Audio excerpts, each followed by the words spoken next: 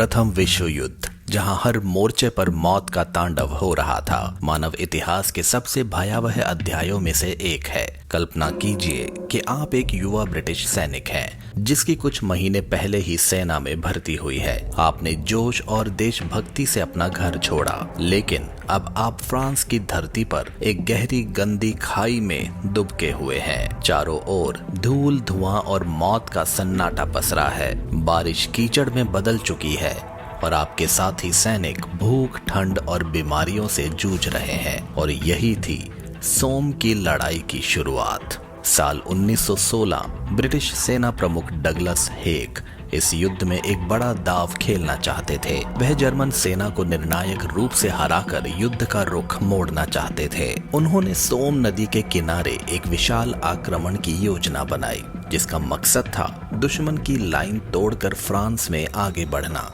और जर्मनी को पीछे हटने पर मजबूर करना। लेकिन इस योजना में एक रहस्य छिपा था और वहीं दूसरी ओर जर्मन सेना भी एक चाल चल रही थी। उन्होंने वर्दुन शहर पर हमला कर दिया था, जो फ्रांस के लिए सामरिक और ऐतिहासिक रूप से महत्वपूर्ण था। फ्रांसीसी सेना अपनी पूरी ताकत से वर्दुन की रक्षा में जुट गई।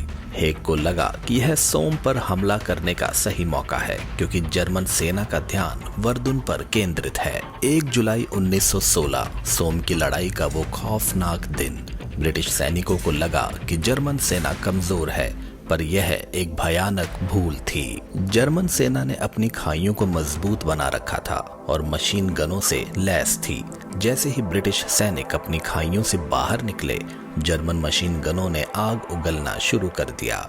हजारों सैनिक पल भर में मारे गए। ब्रिटिश सेना के लिए यह एक भयानक हार थी। उस दिन 60,000 से ज्यादा ब्रिटिश सैनिक हताहत हुए, जिसमें से 20,000 की मौत हो गई और ब्रिटिश अखबारों में मृतकों के नामों की लंबी सूचियां छपने लगी। महीनों तक चली इस लड़ाई में लाखों लोग मारे गए, पर कोई भी पक्ष नहीं जीत पाया और नवंबर में भारी बारिश के कारण लड़ाई रोकनी पड़ी। सोम की लड़ाई युद्ध के मैदान में फैले खून और बर्बादी की कहानी है। यह उन जनरलों की कहानी है जो अपनी मेज पर बैठकर युद्ध की योजना बनाते हैं, बिना यह सोचे कि उनके आदेशों पर हजारों जवानों को अपनी जान गंवानी पड़ेगी। यह उन सैनिकों की कहानी है जिन्हें अपनी जान की बाजी लगानी पड़ती है, बिना सोचे कि वे किसके लिए और क्यों लड़ रहे हैं। सोम की लड़ाई हमें यह सोचने पर मजबूर करती है कि क्या वाकई युद्ध किसी समस्या का हल है।